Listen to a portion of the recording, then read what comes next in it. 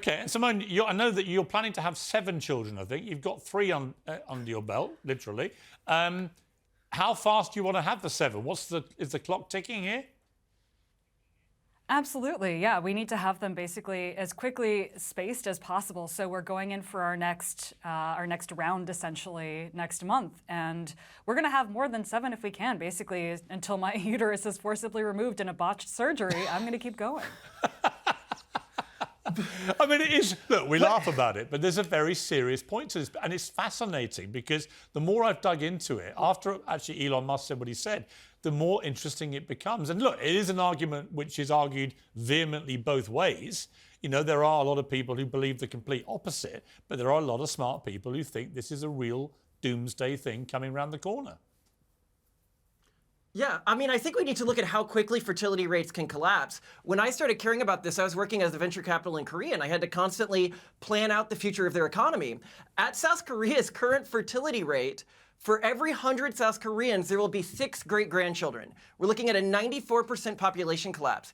Coming back to places like the US and the UK, it felt like traveling 2 decades back in time, like I was in some sort of sci-fi world, and I got a chance to try to raise the flag before it was too late. Because when you hit a place like Korea, where now 60% of the population is above the age of 40, it's probably too late for them to turn the situation around. And then there's all these economic problems. You can say, well, we can solve this with immigration, but then what you're doing is you're making the developed world reliant, their economies reliant on keeping Africa poor, or the African countries poor, right, that have these high fertility rates. And that's not a good place to put the world in. And then you talk to the US about this and they go, oh, we can solve this with immigration. But as of 2019, by the UN's own statistics, collectively, South America, Central America, and the Caribbean fell below repopulation rate.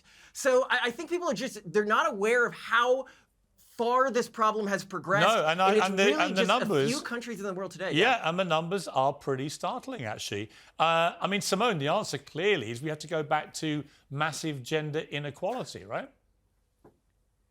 No, I mean, the whole reason why we're advocates in this entire space is we really want a future in which there is gender equality, and if we don't take measures now, the future is one with massive gender inequality. Right. Basically, the future of feminism requires on more feminist people having kids and raising them in a durable culture that is feminist. And this is what was so funny. I'm sorry, I've run out of time. I'm actually going to get you guys back another time because this is a really interesting debate. Honestly, I find this really intriguing, and you're great guests. So thank you very much for joining me now.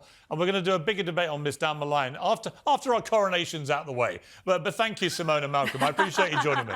Thank you very much. Thank you. We're excited to. We need the royals to keep breeding, and we don't have a monarchy. So at the very least, they've got to keep going.